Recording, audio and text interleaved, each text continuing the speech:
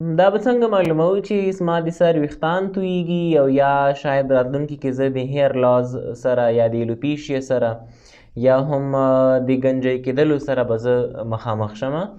دې لپاره یو سمپل ایزي ټیسټ کېږي، موږ ورته وایو هیر پول ټیسټ. په دې ټیسټ کې د خپل انډکس ګوتې په مرسته او د تم په مرسته موږ د سر ویښتان چې شپېته اویا اندازې پورې دا رانیسو، بیا یې کش کوو.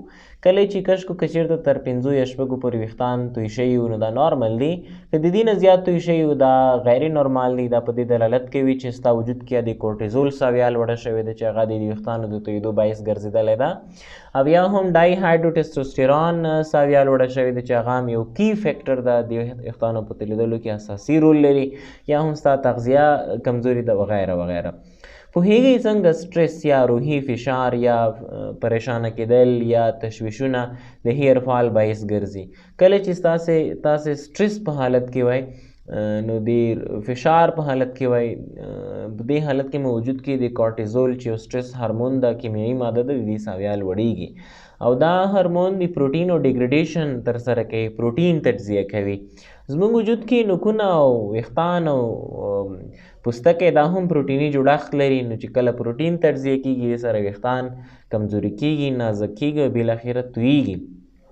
دویمه دا چې کله هم په وجود کې په غیر نورمال ډول سره د کورټیزول هورمون سویه لوړه شي ډیورینګ سټرس، نو دا دې له وجې د انسان چې کوم دفاعي سیسټم د هغه ډسټرب شي او اټو ایمیون ریسپانسز جنریټ شي. په خپل سر معافیتي سیسټم راځي، انټي باډۍ جوړوي او هغه انټي باډۍ د وجود انساج خوري او راځي هیر فالیکلز ته. د ویښتانو چې کومې ریښې دي په پوستکي کې، پوستکي دوه طبقې لري، یو پورتنۍ طبقه ده چې هغه ایپیډرمس نومیږي، لاندنۍ طبقه یې ډرمس نومیږي. نو دا د ویښتانو ریښې چې دي دا د ډرمس طبقه کې موجودې دي. دې وخت کې معافیتي سیسټم خپله راځي دغه د ویښتانو چې کوم جرړې دي، کومې ریښې دي، کوم فالیکلز دي دا خوري او له وجې ویښتان تویږي.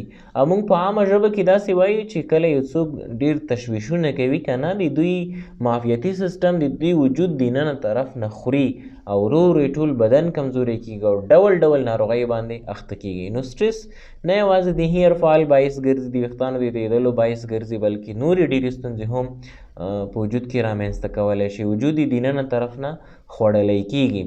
نو اوس څنګه وکولی شو چې دا خپل سټرس یا روحي فشارونه یا تشویشونو مخه ونیسو؟ دې لپاره پکار دا ده چې خپل ځان مصروف کو. ما پرسنل ویو دا ده چې کتابونه واخلئ، درته مطالعه یې کوئ، دې سره انسان مصروف کېږي، یا قرآن پاک راواخلئ، هغه تلاوت کوئ، د الله تعالی ذکر کوئ، دې سره مو سټرس وغیره ختمیږي.